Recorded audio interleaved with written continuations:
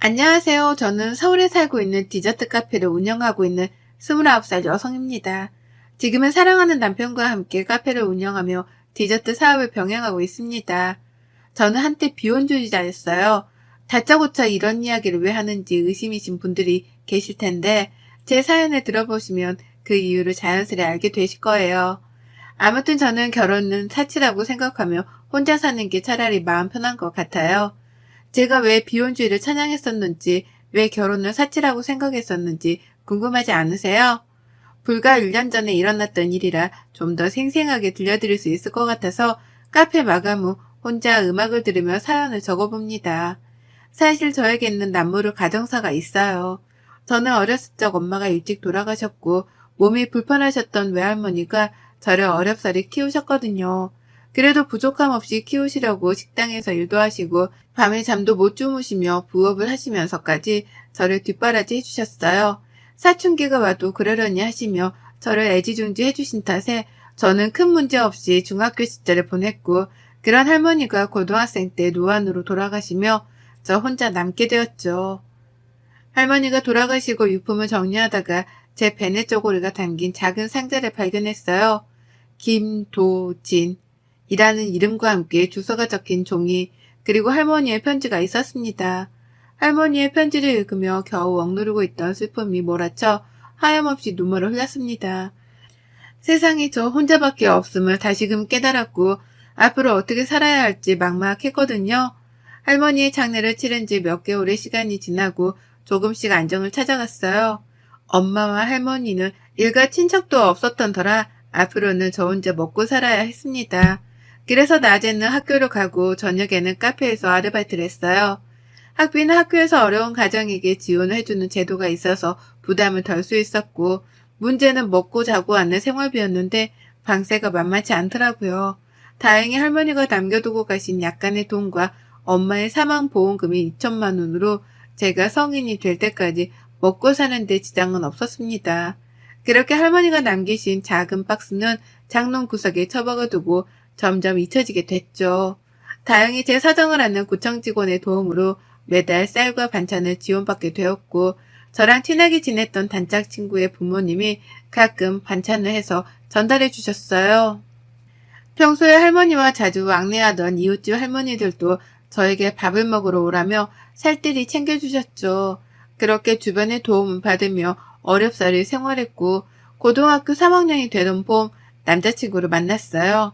이때 만난 남자친구로 인해 저는 비혼주의를 선언했고 이 순간을 제 인생의 가장 큰 오점이라고 생각한답니다. 남자친구는 학교에서 알아주는 모범생이었어요. TV에서 보면 있는 집 자식들은 도도하거나 싸가지가 없었는데 남자친구는 다정다감한 말투와 세심하고 배려 있는 행동까지 뭐 하나 빠지는 구석이 없었습니다. 생긴 것도 이목구비가 뚜렷하게 생겼고 피부는 얼마나 뽀얗던지요. 학교에서 봉사활동을 하며 우연히 친해지게 되었고 솔직히 제가 반에 따라다닌 케이스였어요. 남자친구도 활발하고 털털한 저의 모습에 반했다며 서로 호감을 표시하고 사귀게 되었죠. 남자친구는 백마탄 왕자님이라는 말이 참 잘 어울리던 사람이었습니다.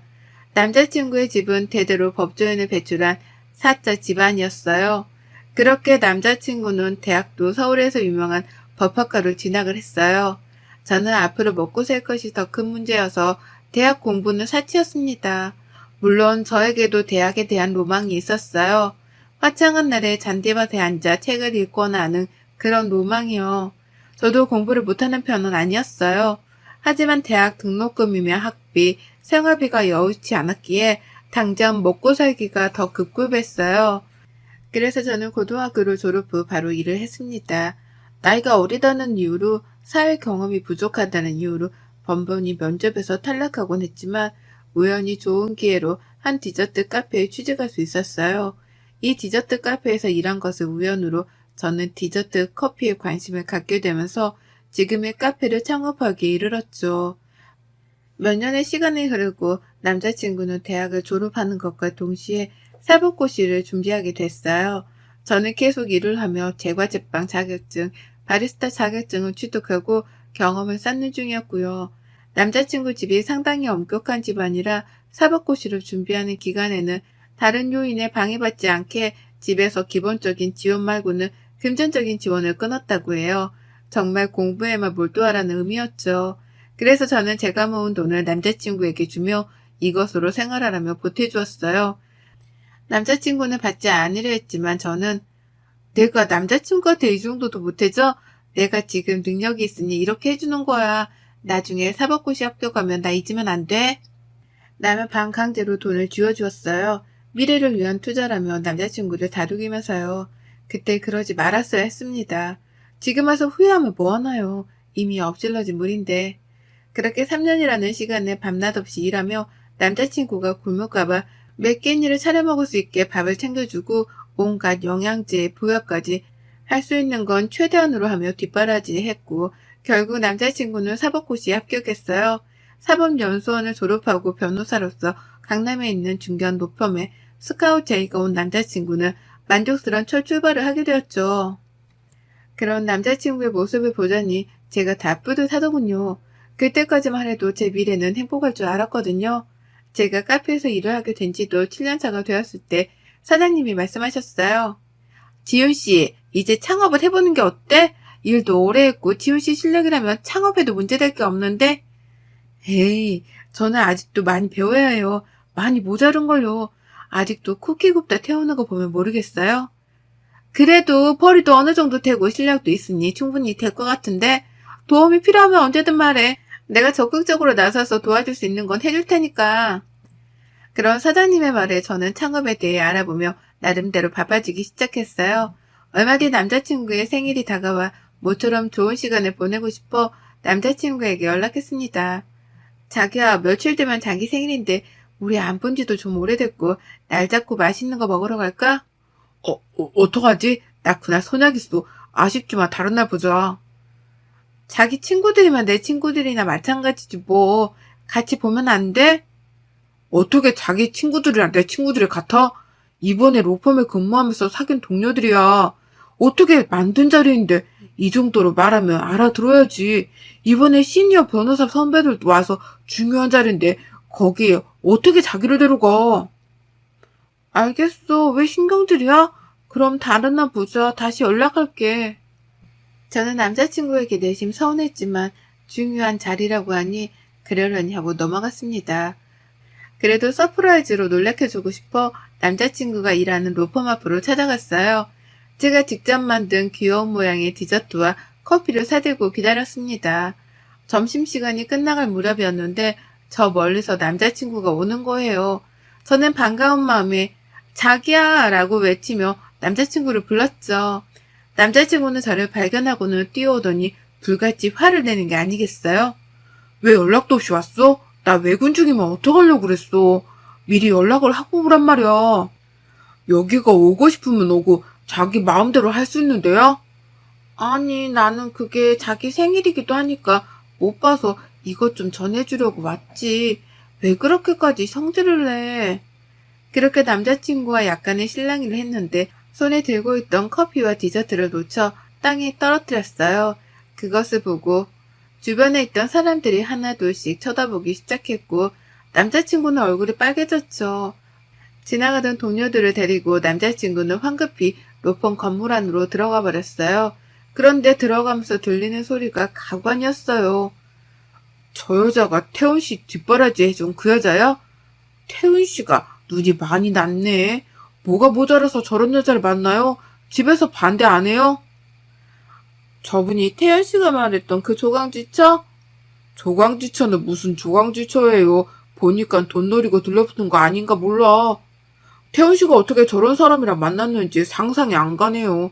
옷 좀 봐, 촌스러워라. 저에 대해서 아는 게 없는 사람들이 함부로 짓거리는 게 마음에 들지는 않았지만 저로서는 아무것도 할 수 있는 게 없었고 오히려 제가 초라하게 느껴지더라고요. 우울한 마음을 다잡고 카페로 돌아와 일하고 있었는데 마감 시간이 다 되었을 때쯤 로펌 앞에서 봤던 직장 동료 무리 중 한 명이었던 여자가 저를 찾아왔습니다. 우연이겠거니 했지만 저를 일부러 찾아온 것이라며 잠시 대화를 나누자 하더군요. 그 여자는 정말 기가 막힌 이야기를 했습니다. 인사가 늦었네요. 이우경이라고 해요. 태연 씨랑 나 이미 연수원 시절부터 결혼을 전제로 만나고 있는 사이예요. 표정을 보니 얘기는 못 들었나 보네요. 그게 무슨 말이에요? 태훈이랑 저 고등학교 때부터 쭉 만나온 사이예요. 가벼운 사이 아니라고요. 무슨 사이인지 모르겠지만 그렇게 함부로 말하지 마세요. 가벼운 사이? 우리 이미 어렸을 적부터 알고 지냈습니다. 뭐 우리 같은 사람들을 보고 흔히들 정락결혼이라고 하더라고요. 결혼도 비즈니스예요. 이미 대학교 2학년 때 약혼까지 한 몸이고요. 태훈 씨 포기해야 할 쪽은 그쪽 같은데 우린 이미 너무 얽히고 얽혀있는 상태라 저는 너무도 긴막힌 사실에 아무 말도 할 수 없었습니다. 그러더니 그 여자는 저에게 2천만 원이 담긴 돈봉투를 던져주더라고요. 이제는 더 이상 태연 씨랑 만나는 일 없었으면 하네요. 이 돈은 지훈 씨가 태연 씨한테 줬던 돈 그대로예요. 이 정도면 손해보는 장사는 아닐 텐데, 그쵸? 알아들었을 거라 생각하고 가볼게요. 그렇게 그 여자가 다녀간 뒤 남자친구는 문자 메시지로 미안하다는 말을 전하더라고요. 그러더니 몇 개월 뒤 그 여자와 결혼식을 올렸습니다. 도저히 이대로는 못 살 것 같아 다른 집으로 이사를 가야겠다고 생각하며 집을 정리했어요. 장롱을 정리하는데 할머니가 제게 남겨주신 작은 상자를 다시 보게 됐어요. 박스 안에 놓여있던 이름과 주소가 적힌 쪽지를 발견한 저는 곰곰이 생각에 잠겼습니다. 이 사람은 과연 누구인지 어떤 사람인지 궁금했거든요. 결국 궁금증을 참지 못하고 저는 쪽지에 적힌 주소를 찾아가기로 마음먹었어요. 동네 부근이어서 찾아가는 건 어렵지 않았습니다. 그런데 제가 찾아간 그 집은 드라마에서나 볼 법한 궁궐 같은 부잣집 저택이었어요. 이런 곳에 저와 연관이 있는 사람이 있을 거라 생각하니 왠지 모르게 긴장되더군요.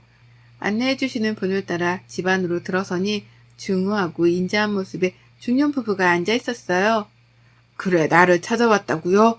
우선 우리 집에 온 손님이니 차 한잔 들어요. 제 이름은 이지윤이라고 합니다. 엄마 성함은 이현정이고요. 어려서 엄마가 돌아가셔서 할머니와 함께 쭉 자랐어요.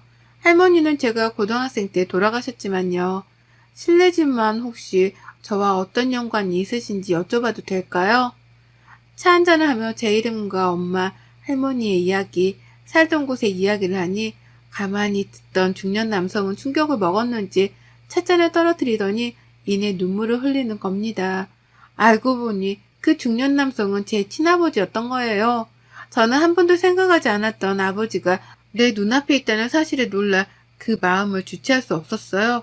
그 자리를 당장이라도 박차고 나오고 싶은 심정이었지만 그분이 자신의 이야기를 들어달라며 저를 다시 앉히셨습니다. 두 분은 대학 시절 만나 사랑에 빠지셨고 아버지 집안에서는 가진 것 없는 엄마를 완강히 반대했대요. 두 분을 만나지 못하게 하려고 아버지는 도망치듯 반강제로 군대를 가게 되셨고 전역을 하자마자 미국 유학을 가게 되셨다고 합니다. 그렇게 자연스럽게 엄마와 연락이 끊어졌다고 하고요. 당시 엄마는 저를 임신하고 있었고 이 사실을 처음에는 알리려 했으나 자신 때문에 발목 잡히게 할 수는 없다며 할머니와 함께 저를 기르신 거였어요. 미국 유학을 다녀오신 이후 아버지는 엄마를 찾아 수소문했고 딸이 하나 있다는 사실을 아셨는데 그 사실을 알고 집까지 찾아왔지만 이미 엄마는 돌아가신 뒤였고 할머니가 지금 와서 뭐하러 아이를 찾냐 각자 인생 살자 하며 매몰차게 대했지만 아버지는 죄송하다며 아이에게 전해달라며 이름과 주소를 남겨주고 떠나셨다고 해요. 몰랐던 사실을 알게 된 저는 충격을 금치 못한 채 온몸이 벌벌 떨리더라고요. 이제라도 아버지 된 도리를 하고 싶으니 이 집에 들어와서 함께 사는 건 어떻겠니? 그동안 혼자서도 잘 살아왔어요. 앞으로도 저 혼자 살게요. 오늘은 이만 가겠습니다. 며칠 뒤 같이 살지 않아도 되니 그동안 못다한 아버지 노릇을 하게 해달라며 제 계좌로 5억이라는 돈과 강남의 건물을 증여한다는 서류 그리고 한도 없는 카드를 주셨어요. 저는 한사코 거절했으나 그동안 고생했던 시간을 되돌아보며 한편으로는 이대로 살 수는 없겠다고 생각했어요. 무언가 전환점이 필요한 시기였죠. 그렇게 어렵사리 아버지와 재회하게 되었고 서로 부둥켜 안으며 눈물을 흘렸습니다. 저는 아버지에게 받은 재산으로 디저트 카페 창업을 위해 백방으로 뛰어다녔어요. 아버지는 식품회사를 운영하고 계셨는데 저에게 조언을 해주셨습니다. 무턱대고 사업을 시작하지 말고 관련된 공부를 조금 더 해보고 나서 결정하라고요. 그래서 저는 커피, 디저트에 대해 본격적으로 배우기 위해 프랑스로 유학을 떠났습니다. 2년 뒤 유학을 마치고 돌아와 카페 창업을 성공적으로 할 수 있었어요. 강남의 아버지가 증여해주신 건물 1층에 카페를 창업한 거였죠. 목이 좋은 곳이어서 금방 사람들이 몰려왔습니다. 모두나 인테리어에 디저트 맛도 좋다며 직장인들 사이에서 소문이 났거든요. 전 남자친구가 다니는 로펌 근처였지만 전 제 꿈을 위해 그런 건 생각할 겨를이 없었어요. 이미 끝난 사이고 더 이상 미련이 없었기 때문이었죠. 어느 날 매장을 정리하고 있는데 전 남자친구가 저를 찾아왔습니다. 오랜만이야. 잘 지냈어, 지훈아? 나 그동안 정말 많이 후회했어. 이제라도 나를 봐줄 수 없겠어? 나 이혼하고 너가 허락해준다면 네 곁으로 돌아가고 싶은데. 무슨 귀신 씨나라 까먹는 소리야? 너 제정신이니? 네가 무슨 염치로 나를 찾아와. 난 너랑 할 말 없으니 당장 나가. 순순히 나가지 않으면 경찰 부를 거야? 알고 보니 약혼했던 여자와 결혼 후 그 여자 집안이 비자금 횡령으로 쑥대밭이 되고 그 뒤에서 법적 도움을 주며 비자금 횡령에 도움을 줬다는 혐의를 받아 남자친구의 집안도 엉망이 됐다는 겁니다. 물론 전 남자친구는 로펌에서 잘리고 변호사 품위유지 의무 위반으로 변호사로서 활동할 수 있는 명분도 사라지게 되었다면서요. 저는 가만히 듣다 기가 막히고 화가 나 매몰차게 남자친구를 쫓아버렸어요. 며칠이고 계속 찾아와 매달렸지만 경찰까지 부르며 남자친구를 문전박대 했습니다. 정말 끈질기게도 찾아오더라고요. 손님이 있을 때 큰 소리도 내지도 못하겠고 처음부터 접근 금지를 하던 조치를 취해야 했었는데 그러지 않은 채가 바보였어요. 정말 구질구질 하더군요. 절 보면서 애처롭게 구는 모습이 그날은 마침 남편도 같이 나와 있던 터라 잘됐다 싶었습니다. 맞습니다. 저 비혼주의 선언했었죠. 그런데 프랑스 유학하면서 넓은 세상을 바라보니 삶을 바라보는 시야가 달라지더라고요. 유학 시절 공부를 하며 만났고 저를 가르쳐주던 스승이기도 했죠. 디저트 스쿨에서 유일한 한국인이었고 저는 알게 모르게 남편에게 의지를 많이 했었나 봅니다. 남편도 저와 비슷한 아픔을 가지고 있었고 그 부분이 통했던 걸까요? 저희는 어느새 사랑의 감정이 싹터 서로 사랑하는 사이가 되어 있더라고요. 남편은 지인작에 제 사정을 알고 있었고 저희 아픈 부분을 감싸준 고마운 사람이에요. 제가 한국으로 돌아갈 시기가 되자 프랑스 생활을 정리하고 한국에서 디저트 사업을 하기 위해 저와 같이 건너온 남편은 가끔 카페 일을 도와주곤 했습니다. 남편의 디저트 사업은 아버지 식품회사와 콜라보로 진행했어요. 덕분에 홍보 효과는 물론 매출 상승도 큰 폭이었습니다. 국내 해외 할 것 없이 인터넷을 통해 많이 알려지게 되었고 짧은 시간에 급속도로 성장하게 되었죠. 서로 투자를 하고 싶다는 크고 작은 기업체들도 많아져서 남부럽지 않은 명성과 부를 누리게 되었죠. 아무튼 당연히 전 남자친구는 제가 결혼했다는 사실을 몰랐습니다. 그래서 소소한 복수를 해주고 싶었어요. 지훈아, 그러지 말고 내 얘기라도 들어줘. 제발. 지훈아, 이렇게 부탁할게, 응? 무슨 얘긴지 들어볼 가치는 없지만 드러나 보자. 말해봐, 어디? 나 우리 집 망하고 네가 제일 먼저 생각나더라. 나 힘들 때 도와준 거 너밖에 없더라고. 그렇게 모질게 대하지만 않았으면 이런 일도 없었을 텐데 그런 의미에서 우리 다시 시작할 수 없을까? 할 말 그게 다야? 결론만 말하자면 응. 나 너랑 다시 시작 못해. 왜냐고? 나 결혼했거든. 뭐? 네가 결혼을 해? 너 지금 나가지고 논 거야?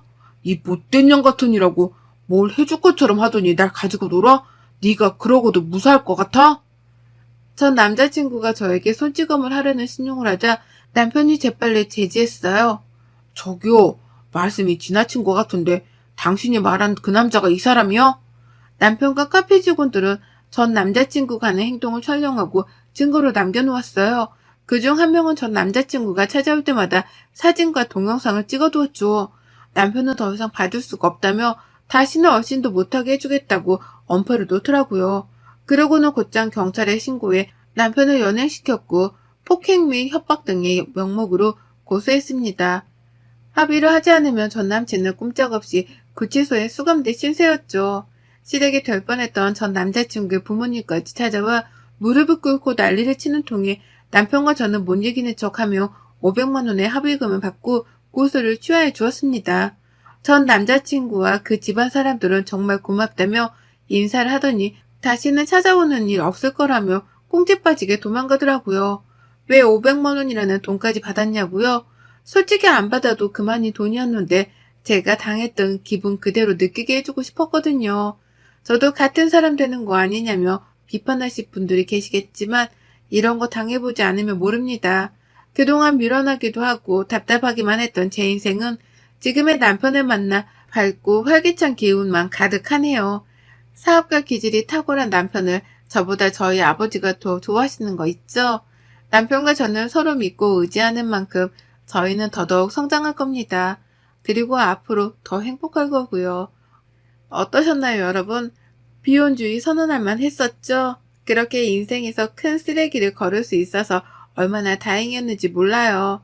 결혼하고 아이까지 있었더라면 저는 더더욱 큰 인생의 오점을 남기게 되었을지도 모릅니다. 똥차가고 벤츠못하더니 정말 값으로 매길 수 없는 귀한 인연을 만나 평생을 함께할 수 있게 되었네요. 지금은 아버지에게 조언을 받으며 카페 운영을 하고 있지만 아마 내년부터는 카페를 다른 사람에게 맡기고 저는 경영 수업을 받게 될 것 같습니다. 아버지와 새어머니의 뜻이기도 하고요. 여기까지가 제 사연입니다.